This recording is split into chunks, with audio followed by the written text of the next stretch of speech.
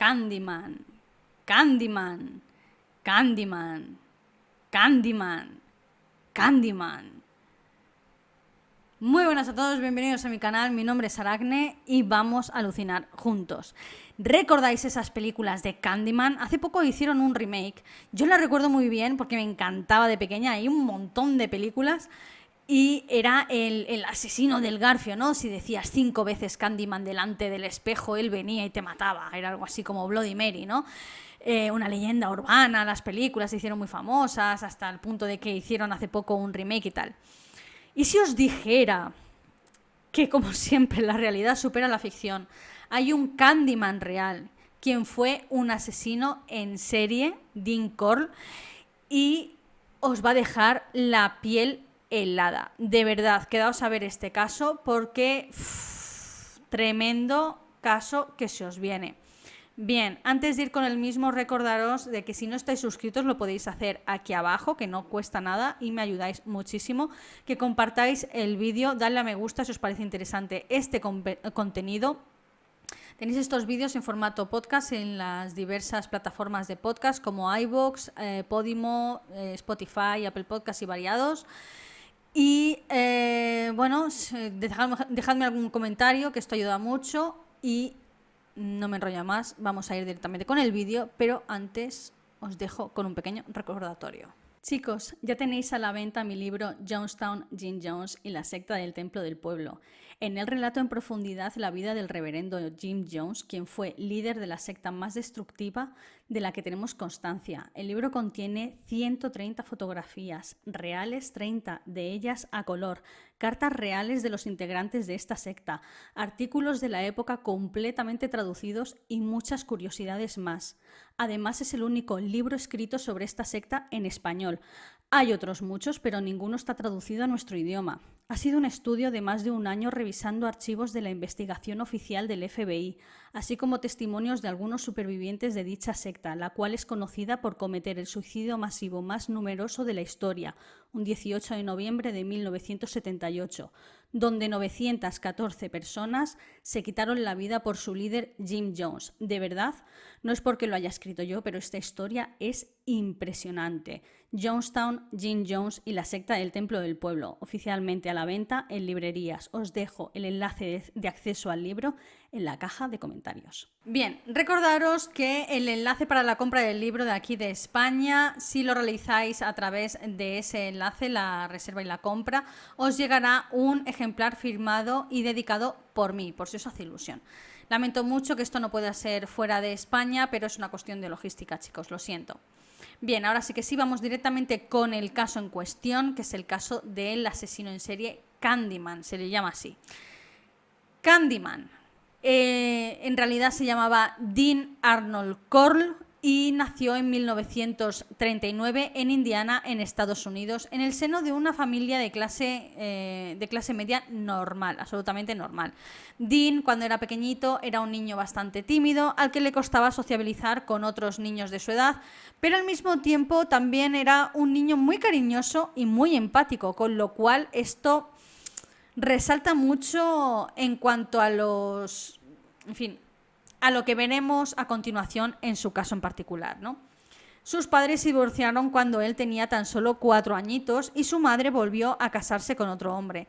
En 1955 de este segundo matrimonio nacería una segunda hija que se llamaba Joyce. Decidieron entonces mudarse de Indiana a Texas, donde abrieron un pequeño negocio. En un principio fue en el mismo garaje de su casa y era una tiendecita de caramelos. El negocio tuvo tantísimo éxito que pronto abrieron su tienda de dulces y caramelos en el pueblo, o sea, una tienda real en un comercio normal y corriente. Dean se instaló en un apartamento justo encima de esta tienda de caramelos y ayudaba a su madre pues con la venta diaria de estos caramelos.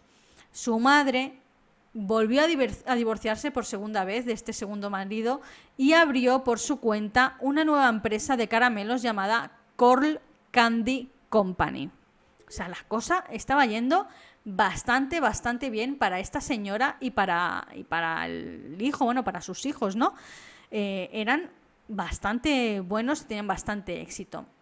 Dean era conocido entre los niños como Candyman. De ahí el cachondeo con el tema del Candyman, ¿no? Candy, para quien no lo sepa, significa caramelo en inglés, ¿no?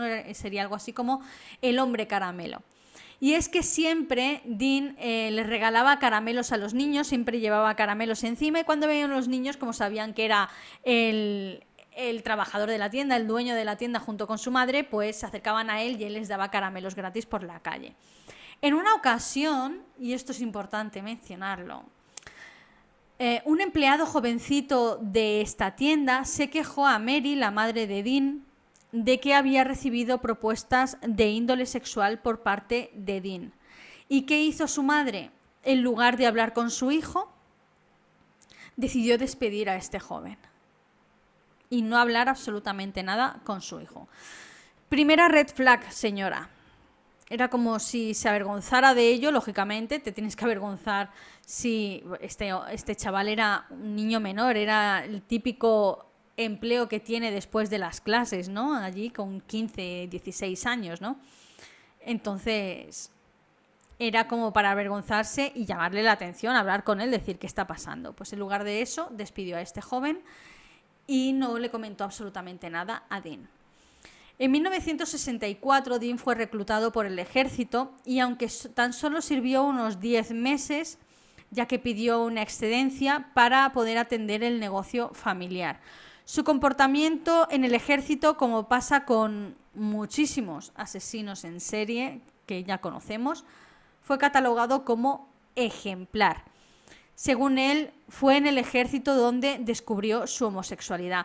Permíteme que lo dude, señor Dean Corll, porque si ya de por sí te empiezas a insinuar a jovencitos imberbes, lo de homosexualidad ya lo traías de casa, no lo descubriste en el ejército. Pero bueno, tengo que mencionar que muchísimos asesinos en serie destacan en el ejército porque es una rutina llena de órdenes. Y este tipo de mentes suelen casar bastante con las órdenes estrictas que observamos dentro del ejército, ¿no?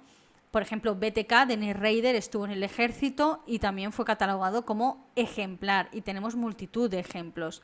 Me gustaría traer el caso de BTK porque sin duda para mí es el ejemplo de asesino en serie por excelencia. De hecho, uno de los términos, que es el trolling, que es el espiar a tus víctimas potenciales, lo hizo él, lo nombró él y lo determinó él, y hoy en día se utiliza este término, el trolling, como esta práctica, ¿no? Y fue un término acuñado por él mismo. O sea, a mí me parece un asesino en serie de lo más interesante y me gustaría traérmelo. Decidme en comentarios si os gustaría que trajera el comentario de Dennis Rader, BTK, bien, aquí a este canal, ¿vale? Bien, seguimos con Dean Corll, con el señor Candyman, y es que en 1967 Dean se ganó la confianza de un niño de tan solo 12 añitos llamado David Owen Brooks. Dean le consentía absolutamente cualquier cosa y pronto empezó a abusar sexualmente de este niño. A cambio le ofrecía dinero y le ofrecía regalos. Este niño lógicamente procedía pues de una situación económicamente nefasta y de un hogar, como suele pasar, y los pedófilos y pederastas se aprovechan de estas situaciones, de estos niños, pues de un hogar completamente desestructurado, ¿no? Esta inmoral e ilegal relación entre ambos, de sexo a cambio de regalos y dinero, duraría años. En 1968, la compañía de caramelos de Dean cerró finalmente sus puertas. Dean consiguió trabajo como electricista y se mudó a otro apartamento. En 1970, Dean se cobraría la vida de Jeffrey Conen, de 18 años. Fue oficialmente su primera víctima mortal. El primero, desgraciadamente, de decenas de víctimas. David, con tan solo 15 años, lo presenció absolutamente todo. O sea, este niño que también recibía abusos sexuales por parte de Dean a cambio de regalos y dinero, presenció este asesinato. Presenció su secuestro, presenció su tortura, presenció sus múltiples abusos sexuales y físicos y finalmente presenció su muerte. Juntos se deshicieron del cadáver de este chico, de Jeffrey Conen, al cual lo envolvieron en plástico usado para envolver caramelos. Para envolver los caramelos te traen estos rollos de plástico enorme, ¿no? Que ya dentro de tu empresa, de tu fábrica y tal, pues los vas cortando, o al menos antes se hacía así. Y él enrolló el cadáver en este plástico industrial que tenía allí y lo envolvió como se envolvían en los caramelos, o sea, el cuerpo en medio, en postura fetal, y por los extremos retorcido este plástico a modo de caramelo. Tras envolver el cuerpo, lo trasladaron y lo enterraron en un embarcadero con cal. Pusieron cal encima del cuerpo y en un embarcadero lo enterraron allí. Tras el asesinato de Jeffrey, su primera víctima, Dean convenció a David para que no dijera absolutamente nada y le sobornó con un coche nuevo, un Chevrolet Corvette de color verde, y le dijo que le pagaría $200 por cada chico que le llevara. O sea, que lo estaba convirtiendo ya directamente en su cómplice. Fue desde ese momento en el que David empezó a traer a chicos jóvenes, de su edad más o menos, de su instituto, a la casa de Dean, para que los torturara, los abusara sexualmente de ellos y los matara. En algunas ocasiones David incluso participaba en este tipo de abusos y torturas y en el propio asesinato. Empezaron a desaparecer niños y chicos jóvenes a pares, literal. Los padres acudían a las autoridades, pero eran ignorados bajo la excusa de que seguramente habrían huido de su casa o que eran cosas de críos, ¿no? Estamos hablando de niños comprendidos entre 9 a 17 años. Pero claro, ya sabéis, eran los años 70 y así es como funcionaba el mundo, sinceramente. En 1971, David le presentó a Dean a un buen amigo suyo de 15 años que se llamaba Elmer Wayne Haley. En un principio iba a ser tan solo una víctima más de Dean, pero les cayó muy bien y le confesaron pues sus actos, su bizarra afición, ¿no? Henley, lejos de sentirse horrorizado con lo que estaba escuchando, aceptó el mismo trato que David y pasó a ser el cómplice de Dean en estos crímenes, en estos asesinatos, ¿no? Ahora Candyman tenía a 2 adolescentes consiguiéndole víctimas sin parar, amigos de su instituto, compañeros, conocidos.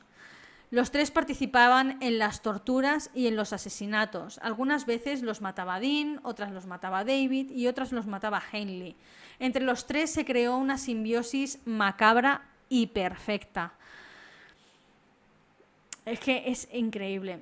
Todo esto se fue alargando durante 3 largos años hasta que el 7 de agosto de 1973, Henley, con 17 años, aún menor, convenció a un amigo suyo, quien se llamaba Timothy Cordell Kirley, para ir a la casa de Dean a fumar un poco de marihuana y beber algo de cerveza. David en ese momento no estaba presente. Pasaron el día tranquilos en casa de Dean, fumando y riendo, y por la noche Dean fue a buscar unos bocadillos para comer. Henley y Timothy fueron a casa de Henley a buscar unas cosas y encontraron a su vecina que se llamaba Rhonda Williams. Esta chica estaba llorando en el porche de su casa a causa de una paliza que acababa de recibir por parte de su padre, ¿no? Entonces, como a Henley le gustaba Rhonda, pues se pararon a hablar con ella y le dijeron: oye, ¿por qué no te vienes con nosotros? Estamos aquí en una fiesta en casa de un amigo, estamos fumando y hay cerveza y bocadillos y tal, vente, anda. Y entonces la invitaron a ir a casa de Dean también. Cuando los 3 chicos llegaron a casa de Dean, él ya había regresado de comprar estos bocadillos. Dean se puso en el instante furioso por la presencia de Rhonda. La cosa es que él estaba de acuerdo en que les trajeran chavales, pero tan solo chicos, no chicas. Y como él tenía pensado llevar a cabo lo que llevaba haciendo durante 3 largos años, la presencia de la chica, pues vaya con el pelo, le interrumpía completamente sus planes, ¿no? Tras discutir un rato con él, Henley logró calmarlo y empezaron a beber y a pasarlo bien de nuevo, ¿no? Pero al cabo de un rato, Henley, Timothy y Rhonda perdieron el conocimiento. No se sabe si es porque fumaron de más, porque se descuidaron y se quedaron dormidos directamente, o porque Dean les vertió algo en la bebida que estaban tomando. Por lo visto, esto último fue lo que pasó, ¿no? Que Dean realmente los había drogado.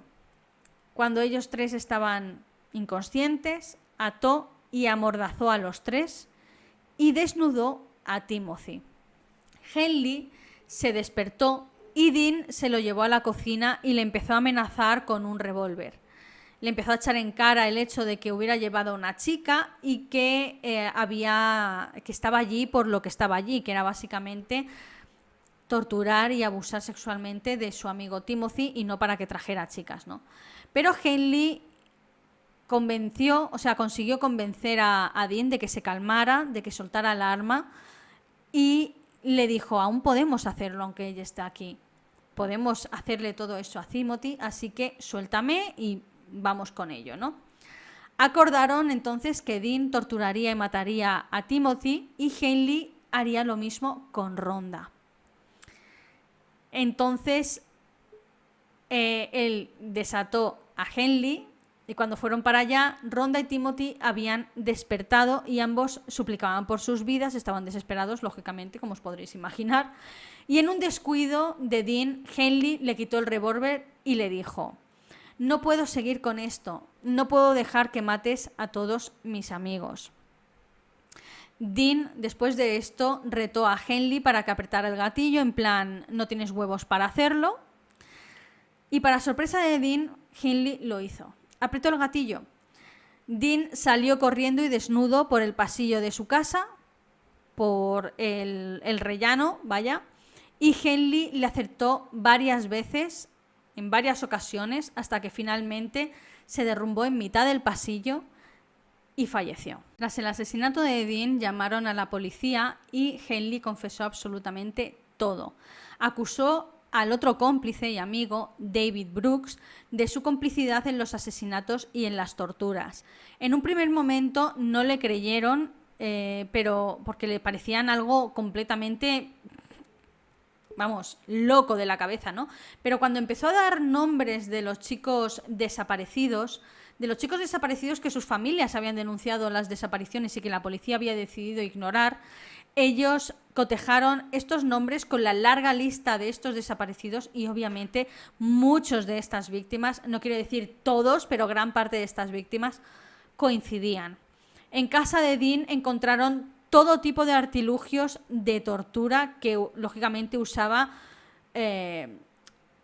contra sus víctimas, ¿no? Una tabla en la que ataba a sus víctimas, un ataúd con agujeros para respirar donde encontraron pelo humano, así como esposas, consoladores, cuerdas, cinturones, o sea, lo que se os ocurra, allí estaba. Creaba allí como una especie de sala de tortura medieval e incluso las torturas se podían alargar durante días, ¿no?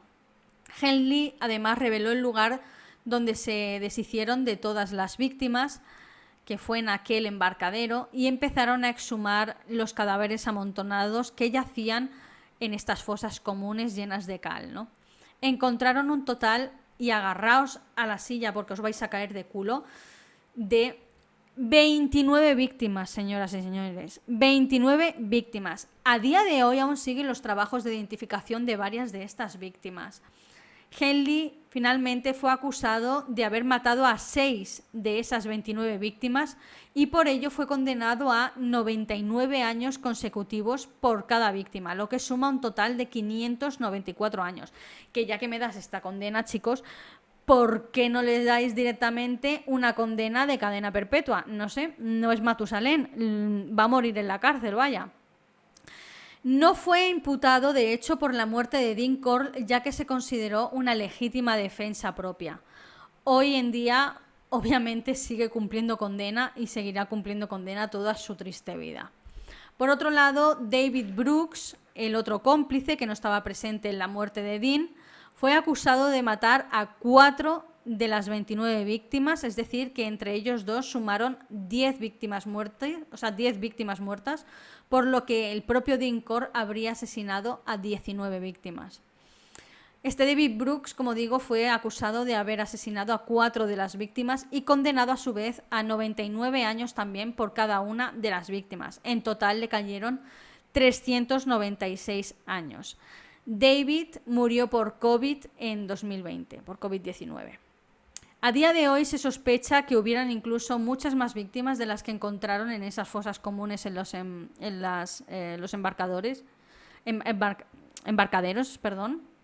Y es que dadas las desapariciones sin resolver de la zona en esa misma época, así como una Polaroid encontrada entre las posesiones de Haley en casa de su madre en 2012, que no pertenece a ninguna de las víctimas oficiales, da a entender de que hubo más víctimas aún. Por cierto, lo de esa Polaroid que encontraron en casa cuando, aún siguen las identificaciones y por tanto aún sigue la investigación realmente, ¿no?